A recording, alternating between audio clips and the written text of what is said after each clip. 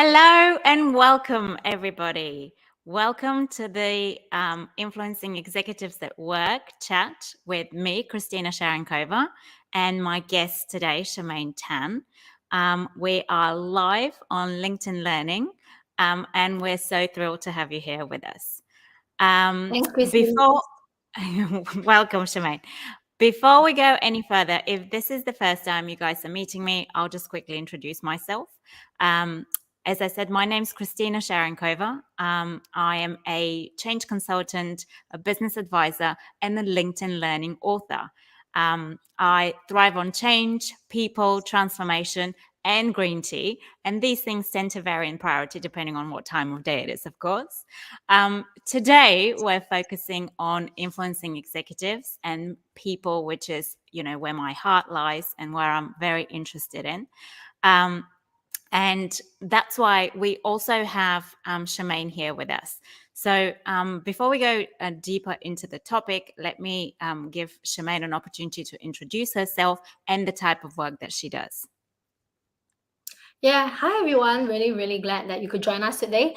So my name is Shamane Tan. I wear many different hats. I'm the Chief Growth Officer at Securo, which is a large premium cybersecurity consulting firm that actually does end-to-end cybersecurity services as well for many organizations. I'm also an author and recently a LinkedIn instructor, so that's new for me. In terms of my day to day, I wear many hats. So that really includes working with the CXOs and executives to advise them on their cybersecurity strategy in terms of uplifting their maturity for the organizations, and also help to bridge the gaps with the business in terms of raising awareness with the rest of the executives and the boards. Yeah, fantastic. Now, Shamane, you also have a new book out, which is fantastically made it into Forbes Australia most books to be read by business leaders and CEOs for this year. So tell us a little bit about your book. Oh, yes, very excited. Actually, that was such a pleasant surprise. It's kind of like a dream come true. I have it with me actually, so that's how it looks like. It's called Building a Fantastic. Cyber Resilient Business. Yes, for executives and yeah, cyber handbook for executives and boards. So it was really a huge honor to have it on the reading list at Forbes for CEOs. And really, essentially, it's just it's not a very thick book. So it's a thin handbook for different executives. So each chapter is for like the CEO, then there's a chapter for CIOs, CROs, CFOs, and it's all tailored to their language, to how they perceive their Yeah. world. And we break down cyber for them. So it's really a lot, it's easy. There's a lot of practical questions as well that they can be asking themselves to know like what are just the key things they need to know to make sure that their business is Yeah. cyber resilient. Yeah. Yeah, and it's really interesting. I think this time and age we live in such a change continuum.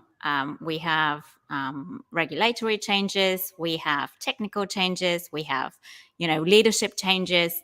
There's a lot of movement, I suppose, and a lot of flux coming from all sides. So I was really interested when your course came out on LinkedIn Learning about being a new cyber a new security officer that joined a new organization, and really understanding, I suppose, the land of play and how you can influence different decision makers.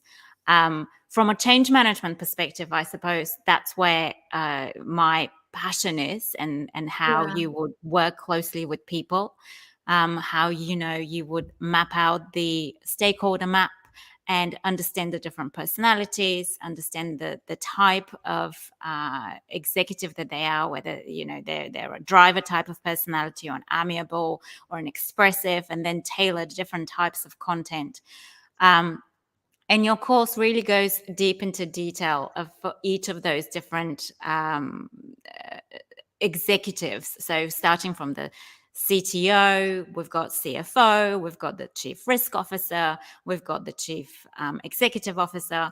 And then I think it summarizes really nicely, how we should tailor messages to those different personalities. Mm. So perhaps you can give us a little bit of a snippet for each of those really important roles, and how does that fit within the framework that you talk about? Yeah, okay. That's a difficult challenge to give a snippet because each of the different executive leaders' roles are very, very complex. So maybe what I'll do is I'll give a really quick overview.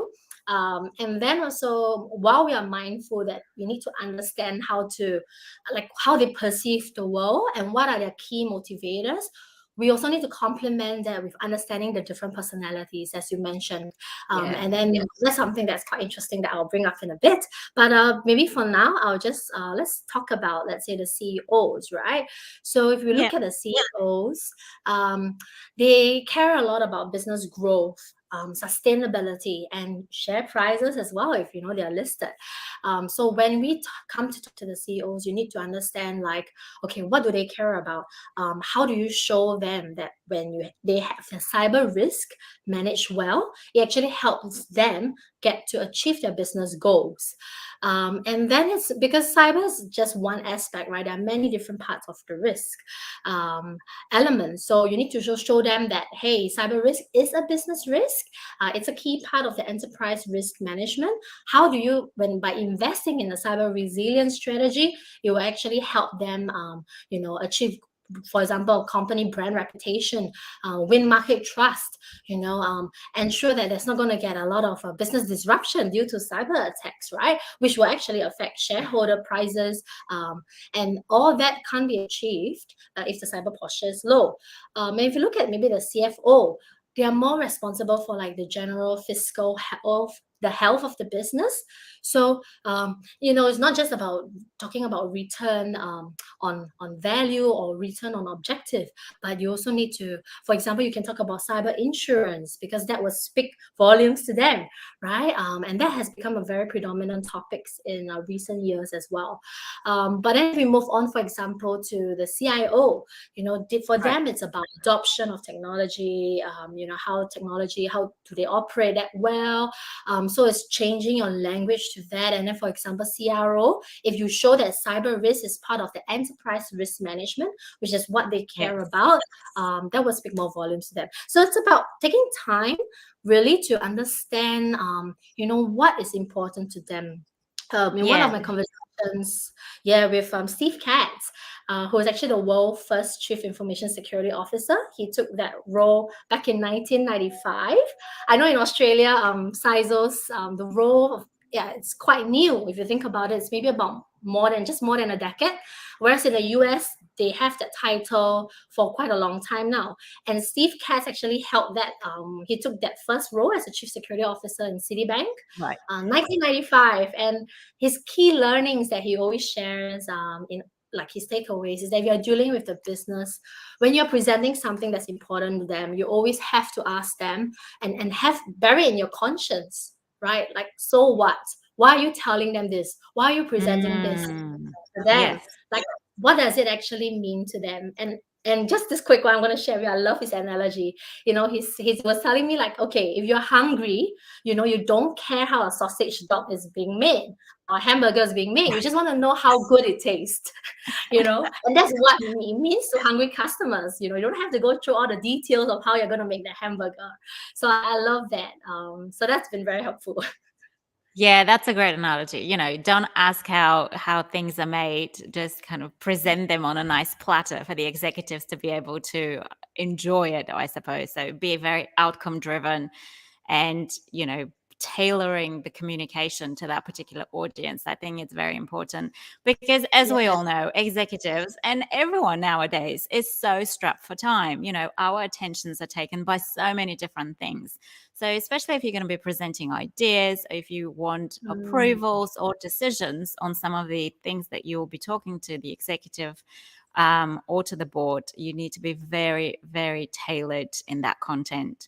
I exactly. think And that's a digestible as great well. insight. Yes. Yeah. Um, I suppose the other side is, how do we build that rapport and how do we build connection with the executives? A lot of the times you go to some of these meetings or, you're a new executive joining a new team and it feels a little bit hostile in the room. So how, Mm. in your experience, how is the best way to break that ice? How do we make a connection and make it smarter, quicker, better, so that we can get to the outcome in a much streamlined way. That's actually a very, very common scenario. I think for most of our listeners as well, like when you're new in the organization, everyone comes with great ambition. They have a vision, right, of what they have in mind, and also from their past experiences of what they have tried before that worked well in their previous organization. And then they're bringing that into a new organization with great ideas. But a Right. lot of time, yes, it's about actually taking the time to really understand the current business, right? I guess their history, where have they come from, who are their shareholders, what are what are the business values, what are their mission, what are their goals, how do they actually perceive risk, what are important Yeah. to them, right? So that means actually understanding the different stakeholders within the business, getting to know who are the executives, and more than just, earlier I talked about understanding their world, but it's also understanding the different personalities behind them, right? Mm. So yeah, one of my favorite I mean, there are many personality tests out there, but my favorite one is the dope personality because it's so simple, straightforward. It's not about weed or anything like that. Dope actually stands for it's by Dr. Gary Culture, and it's DOPE. So it stands for like 4 different birds. So the D is for dove, O is for owl, P is for peacocks, E is for the eagles, and it just helps you understand a bit about like the dominant personality traits that you might see in your stakeholders.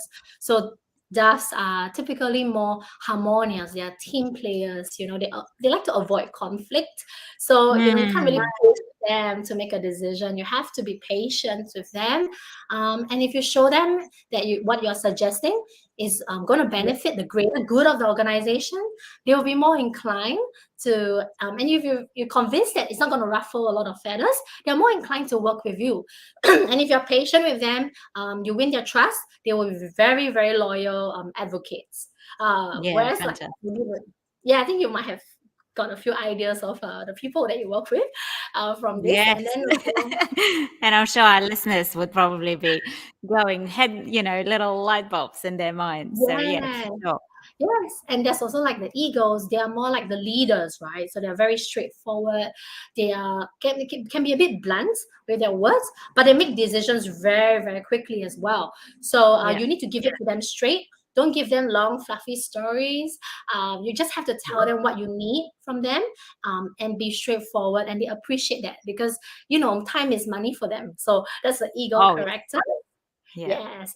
And then the other two is just like the peacocks, they do really they like working with you if you can build that rapport with them because they're all about like the people. They do like to talk quite a fair bit. So sometimes you might find the big talkers in the room, not very conscious of the time and all that. Those are your peacocks. They like the spotlight. So, and then finally, the owls, right? So owls are very analytical, very methodical. They might not talk a lot, but they're observing your every move and what you're saying. And they want to make sure that you really know your stuff. Because if you're saying something and you can't prove it, then immediately they discredit you as well. So those are the owls. You have to also make sure you speak their language. Yeah, fantastic. And the model that you're referring to, can you just reiterate it again for the viewers? So Oh, if they sure. need to research or they can find it easier. Yeah, it's called the Dope Personality Test. So it's actually created by Richard M. Stevenson, but it's based on the initial works of Dr. Gary Culture. So maybe we Right. can put it on chat for them later. Yeah, that's right. We'll put a link in the comments below the LinkedIn Live, Yeah, and whoever needs to get to it, they can get to it really easily. While we're yeah. on the topic of the LinkedIn Live, I just wanted to say, sorry, you might have seen me looking away briefly. I am just not seeing any of the comments loading up.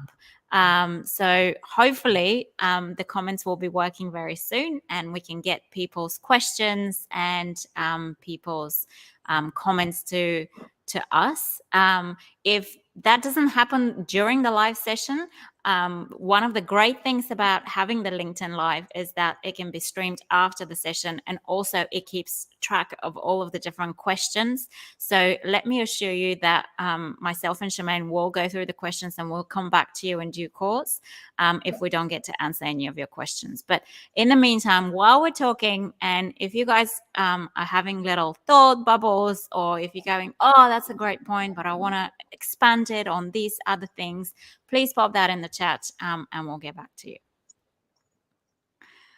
Okay, well, without further ado, I guess one of the other ideas that I was hoping that we can talk today, Shamane, is one of the, topics of the month, of the year, of the season is, of course, AI. And how does AI fit into cyber resilience? I guess, first of all, because I'm interested from looking at it from a, risk perspective and cyber risk perspective.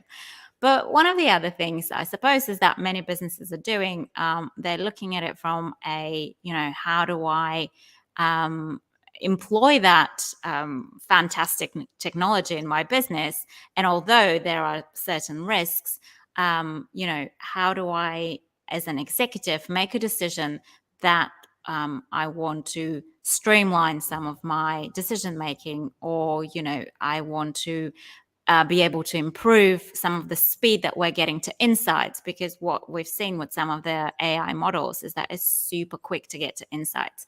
And mind you, AI is not new on the marketplace, right? We've seen AI models. In my previous experience with insurance companies and financial industry, we've used that type of analysis.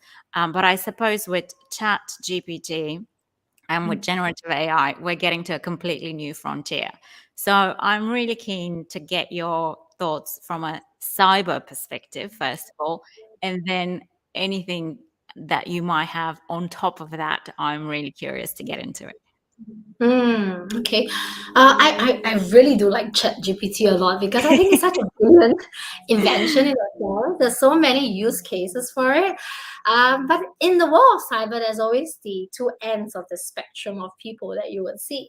There's those who really is quick to embrace new technologies, they're excited, and they kind of, maybe forget about cybersecurity, and because in their haste to use new technologies, right? And because of that, they're not doing their due diligence as well to check and make sure whether the AI Right. groups, do they actually have security as a baseline? Is that also something they've considered?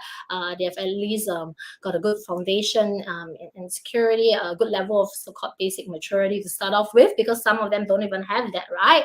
And then there's the other end of the spectrum where they are the more of they're too hesitant about any new things. I saw this funny picture the other day where they said that many years ago, when calculators first came out, actually there were a group of people that were saying, no, we need to ban calculators from schools, it's evil, whatever, right? And I mean, look at how far we have come, right? So this is a bit funny because it's like now, there's countries wanting to ban ChatGPT as well. And sometimes security, not just ChatGPT, but other AI products, right? Security professionals can also be quick to say no to it. But I think we actually need to really understand it properly first. What are the different use cases, and also more about like how are they viewing security? What are their security practice process? Technology Right. processes. Is that all taken into consideration when they're developing the product and launching the product? And then after that, what are their views on privacy? I mean, yes, there's a lot of Yeah. components to that, but I'm referring to more of taking the time to really understand it rather than just banning the products. So that's more of my personal view. Yeah. Yeah, I totally agree. Now, it's a huge opportunity and a huge risk because, of course, we don't know. It's still very much into the research stage. And there's a lot of questions around data, around privacy, around training the models, and so on. But of course, we're not the technologists that would go into that detail. If I was an executive, though, if I was a chief technology officer, for example, of a medium, enterprise, and I was hearing that my employees are starting to use ChatGPT, and they could be using it for, private things that they do on their work laptops. Yep. Um, what from a cyber sort of perspective, and from a CTO perspective, what are some of the things that I should be thinking about?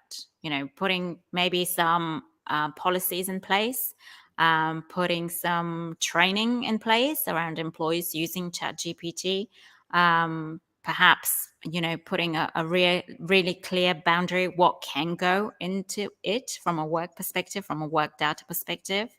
Yep. I mean, this is what Yeah. comes to my mind. Yeah, you're spot on with a lot of the points as well. There's so many like on the news as well, right? I mean, ChatGPT has been like people have been putting in very sensitive data, and that's like from Samsung, and it's Right. not meant to be released and things like that. Yeah. And then it's there. So I think it's like any tool, it can be a good tool or it can be a bad tool. It really depends on the humans Yeah. behind using it, right? And it could be people with malicious intent, and then that makes the tool bad in that sense because there's a bad outcome. But Yeah. it could be good people using it for good outcomes. I've heard also like in the health sector, medical doctors, they've been using it and they're finding it very impressive in terms of some of the Yeah. findings, how it's able to help them. They think propel their research further as well, or streamline certain things. But then again, there's the unaware people, the people who they have good intentions, but they're not aware, and those are the ones that the human error comes about even more.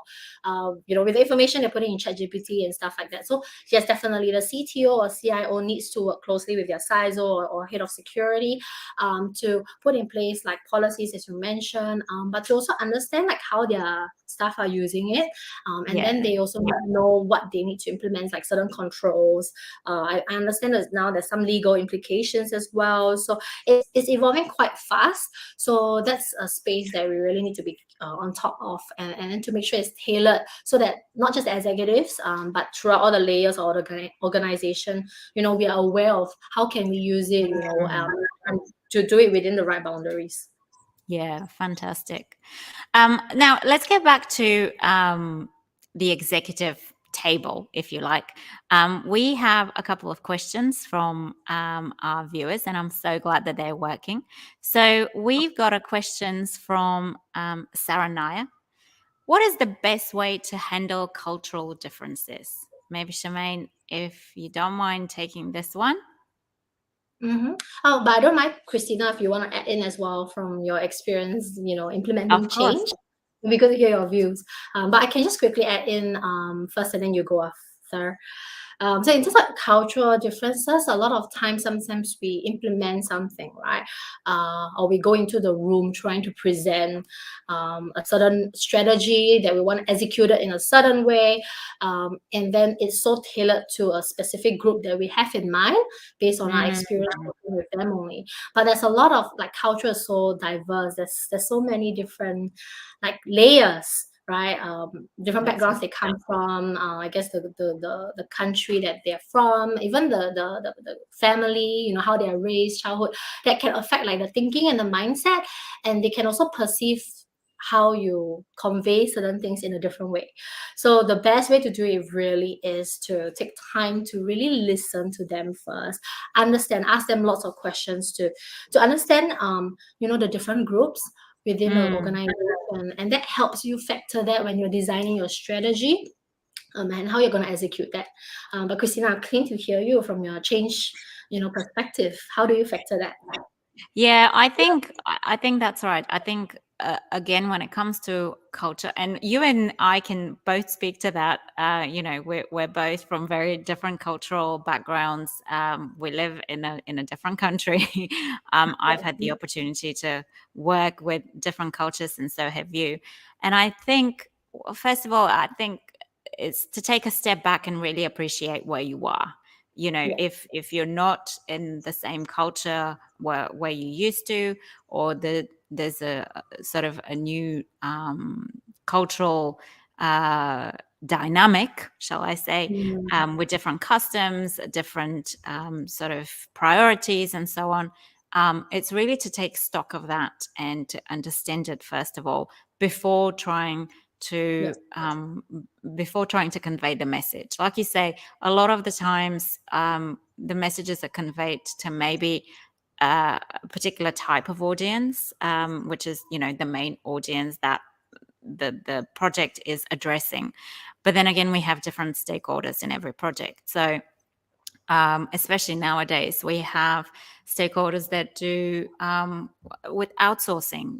We outsource customer inquiries, we outsource customer service, call centers, and so on. And a lot of the times, those places are in low-cost locations that are culturally different to the main base of the company. So when it comes to influencing the executives of those locations, I think it tends to be take a step back, understand what's important to them, and it almost redo the process step by step.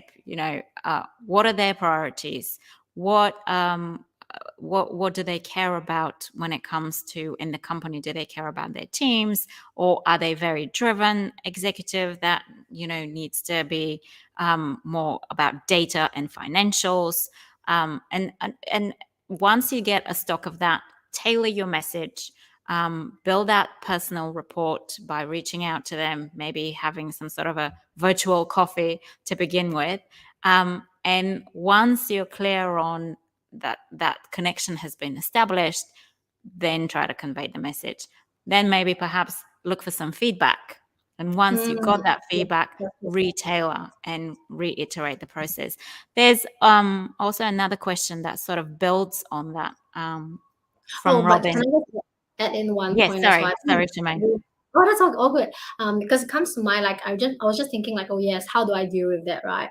And I think at the core of it all is that if you're just authentic to yourself, and you're just genuine about trying to get to know the other person, despite where they are from, I think that comes across very clearly to the other individual. Because at the end of the day, you're just connecting from a human level to another human level. So that's a good core to start with. Like a good base to start with. Yeah, that's just what I wanted to add. Fantastic. Yeah. So Robin is saying, when you have a highly diversified workforce from different religions or geography, it may become impossible to celebrate all the local and regional festivals and events. What do you suggest small or mid-sized companies should do to have everyone feel connected?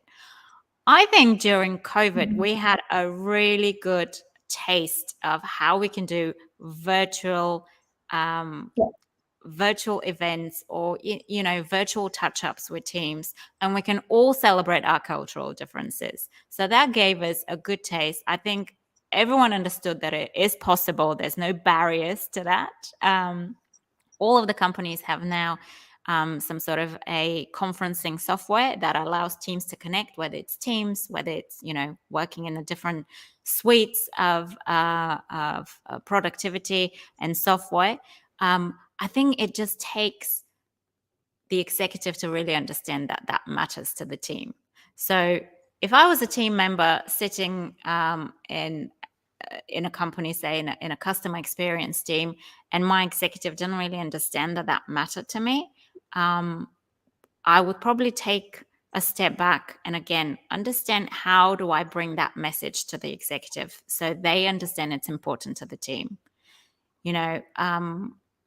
Do they need data and analytics? And then I'll go and say, how many people really want to do cultural and religious festivals? And we can do that on a Zoom meeting for 30 minutes on a Friday night. I'll be very factual and very data driven. And then perhaps we'll get the yes. If, however, the executive is already much of a people's person and is aware of that, perhaps just a conversation over coffee might do it. Shamane, what do you think?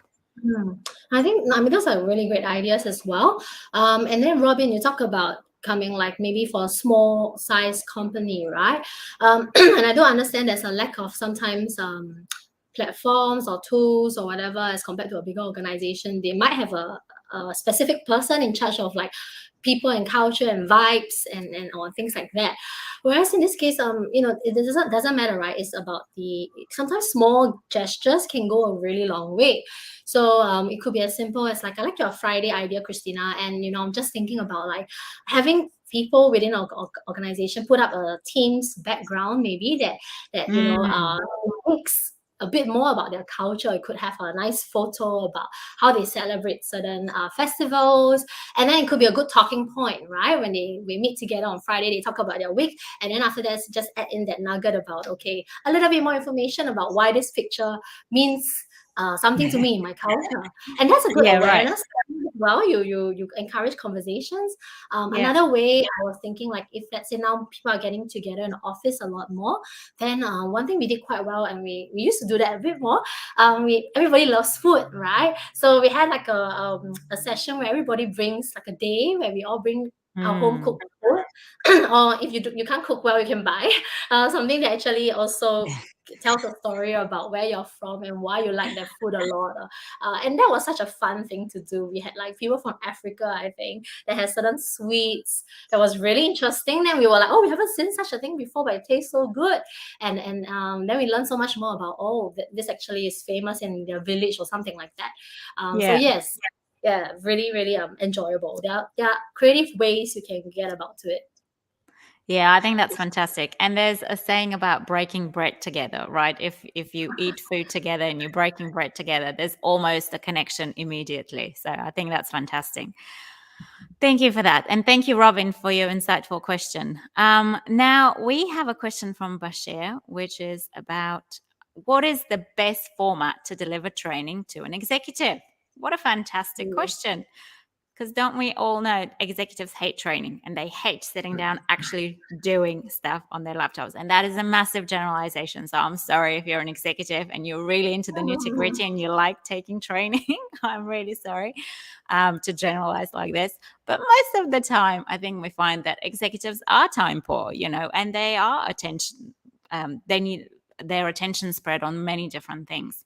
So I'll give you a few snippets from my Mm. experience, what's been the best way to deliver training. And then equally, Shamane can contribute, and please stop me and contribute. Um, so a couple of, I suppose, stories from my different projects. A lot of the time when executives need to, press a button or have a role, I suppose, in a large process, um, they would either delegate that to an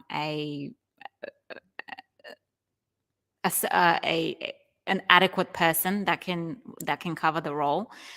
Because let's face it, a lot of the times executives can be taken into meetings or can be traveling, and uh, their attention is not necessarily on sitting down doing stuff. So that's one way, I suppose, to deal with it if they really don't have the time to train. If they do have the time to train, what I've seen is a lot of video training that is absolutely brilliant. It takes the screen and it shows the screen, but it also shows the person doing the action on the screen, and it's training on demand, so people can get to that as and when they need to do the action. There's different platforms that provide it, and then depending on how technical that action may need be, you can either do it inside the platform or outside of the platform, so kind of in the sandpit type situation, or you can be actually in the platform performing the action. um, People tend to respond really well to that because they can use the training at the time when they need to perform the action. And Mm. executives, tend to go to that option as well because, as I said, their minds are on 50,000 different things, and you sit them down to do training, and then they don't need to use the process for a month ahead. People forget it. I mean, even if it's not an executive, if it's a normal person sitting down at a desk doing their daily jobs, if we deliver training too far out, people tend to forget it. So having something Yeah. that's on demand, that's easily reachable for people and easily retrievable as and when they need it, that minimizes the change management effort hugely because, a lot of the time Mm. change management is based on retraining on what we've trained previously, just because people have forgotten. Shamane, please share a few examples from your experience. Yeah, I think for us is because we have to train them on cybersecurity, which sometimes they might think, oh, it's such a boring topic, Mm, so why should I care about it? And I think it really depends also on the audience that are being trained and what's the outcome you want from it. So if the audience they don't have any awareness or even any understanding about cybersecurity, then maybe it has to be a different approach where you have to make sure that there's no technical jargons as well, because yeah. sometimes security leaders can be very passionate, so they are throwing a lot of jargons out there without realizing that it's a bit too informative for the Right. exec leaders, right? So it's about trying to make it as creative. I would say combine it with like really interesting content. Use a lot more storytelling. Stories are what people will remember. Use analogies, and then you have to make sure that the one delivering the training is also very engaging and they know how to engage and get interaction from the audience. So Mm, that's one way to combine factor is there. Some other ways that maybe because they don't have the trainer who's skilled in actually delivering such things, they can just look at maybe gamification as well, or tabletop exercises. I agree with yeah. Christina. Don't make it too long. You put them in a room for so many hours. Sometimes they don't have that time. Try to think about, okay, what can you get? What's your key priority of what you want to get out of this training? What is Mm, the next level of maturity you want them to achieve? What is the key focus? And then be very succinct with that, and then say, okay, I'm going to try and do it in 1 or 2 hours. And then tabletop exercises also would help, or making it fun for them, right? Interactive gamification. So there are different ways to go about, and perhaps yeah. these are people who are more they're already quite familiar with security, so they want that next level of training. So yeah, you Right. have to understand, like, yeah, who are you training, and then you can tailor the styles accordingly as well. Oh, completely. And I think coming back to, who are you training? If we do talk about the executives in the room, like again, Yeah, we have to be conscious that they would enjoy a summarized version of that training. Perhaps for other employees, we can yes, do a more elaborative version of the training. But I think for the correct. executives, they would understand the importance of cyber resilience. They would understand the importance of risk. And hopefully they will do the training. If you Yeah, they need to need to chase know them like why down it's and relevant to them. understand that point, perhaps we need Yeah, to do a bit more upfront work before we deliver the training. yeah, Deliver the message. What is the importance of that? And I exactly. think here, I just wanted to iterate on some of the functionality that I've been enjoying in ChatGPT. One of the great things about that is that it summarizes information brilliantly. And you can, read an article for 7 minutes, or you can ask ChatGPT to summarize that article for you.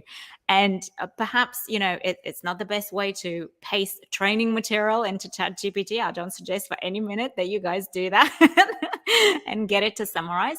But there are certain ways that you can use different tools. And soon we'll have Copilot from Microsoft, and that will revolutionize completely the way we work and the way we do things in the workplace. So just having, I think, thoughts about how we can use clever tools to make our work better, more interesting, and to tailor it to our audience, because that's sits at the heart of it. How do we tailor our content based on the Yeah, audience that we have? We're talking to executives, we're talking to people that are really targeted in what they need to understand and the type of information. So let's be conscious about that. excellent. Now, one of the other ways that I was just experimenting this morning, and I was really keen to show this to the people that we have on the call, to our listeners, is that you can actually practice conversations in ChatGPT.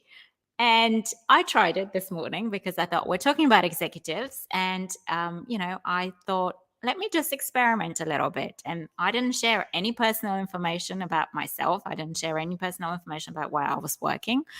But for example, if you knew the type of personality of the executive, if you knew some of their personal interests, if you knew, what was the position that they were taking in the company, and then positioned yourself as a person who wants to speak to that executive, here's some of I'll share with you some of their findings, and they're absolutely magnificent. So let me just share my screen with you. So this is what I said to ChatGPT. I want you to act as a CEO, and I'll be a new chief technology executive joining the team. And you will ask me the questions for the priorities for the CTO position. I want you to only reply as the CEO. Do not write all the conservation at once. I want you to only do the chat with me. Ask me the questions and wait for my answers. Now, by the way, I actually copied this prompt from a recruitment post. People are already using this to practice their interview questions when they're going up for interviews, and they're asking ChatGPT to act as a recruiter. And therefore, you can practice, you can iterate on your responses. It's absolutely brilliant. But talking about executives, this is what it said.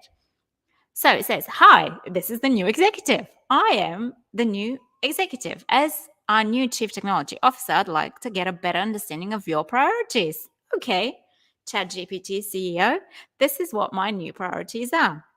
So this is what I said. I see the technology drives a lot of change in our organization, and I'm keen to get a really good steer for the culture and the change capability of our teams. Okay, great, goes ChatGPT. How do you plan on assessing the current culture and change capability of our technology teams? And what steps do you envision on taking to improving them? I guess one of the other aspects that we haven't necessarily covered in our previous points is that, when you're speaking to executives at work, and to your executives, please be ready for challenges. They will challenge you on your content, and they will want to know that you are talking sense, that you're talking truth, that you're talking something that really speaks to the heart of the company, that brings value to the company. So, whilst you're preparing for your conversation, whether you're a new executive, whether you're a new project manager, change manager, cyber risk executive, or or simply a person just joining the team that may be speaking to the C-suite, be prepared for challenges, because I think that's one of the value adds, I suppose, of a really insightful executive, is that they will challenge you, and then they will want to know why you think this is the right direction, which is completely true and completely right. And the awesome thing is you can employ ChatGPT as your assistant to give you some of this preparation. And again, I'm not saying share any personal information. Again, let me share with you what I've said. I didn't share any personal information. All I said is I will act as the new CTO, and these are my priorities. So once they challenged me, or once ChatGPT CEO challenged me, said, how do you envision to take in improving those steps? I was a bit taken aback. I said, oh, I didn't realize you're going to challenge me, ChatGPT, but this is what I'm going to do. I'll be holding close conversations with my team leads, as well as engaging the full tech team on how we work together. As to the change capability, what I've seen work great in other companies is to have dedicated change management resources. Hey, I had to flag my own flag here, and to work alongside our tech team. So then ChatGPT said to me, this is a great plan. I think open communication and collaboration with the technology teams will be key. Excellent. And again, you can regenerate those responses. You can iterate them. I thought I'd stop at this point because it was probably enough to prove the use case of what you can use it for. But I think it's absolutely brilliant, because otherwise, the way we practice conversations with the executives is either in real time with the executives, and sometimes conversations don't go as well as what we've hoped. And sometimes we practice them with a colleague, and of course our colleague is not really the executive, so it's hard to have different iterations of the conversation. But by all means, I think the outcome of today is, experiment, tailor your content, make sure that it's backed up by different data and by different information, that you have a solid, rock solid foundation for what is the message that you want to deliver to your executives. And in some closing messages, maybe I'll pass to Shamane to share some of her insights on that. I thought you actually packaged it really, really well, and that was my first time Fantastic. seeing the ChatGPT, the use case as in what you're using for to check out how a CEO would question a CTO. I thought that was really interesting.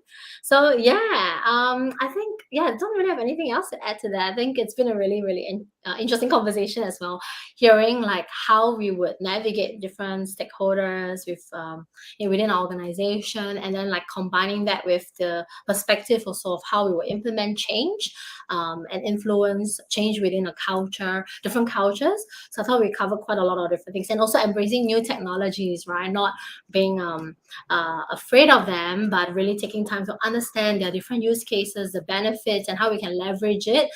But also within making sure that there's the right controls and boundaries in place as well, so that it's not detrimental to all. So yeah, thought that was we covered quite a lot. Yeah, I think that's fantastic. Now, if people on the call are interested in finding out more about cyber resilience and how to get to cyber resilience, please go and check out Shamane's book. We'll post the link in the chat below.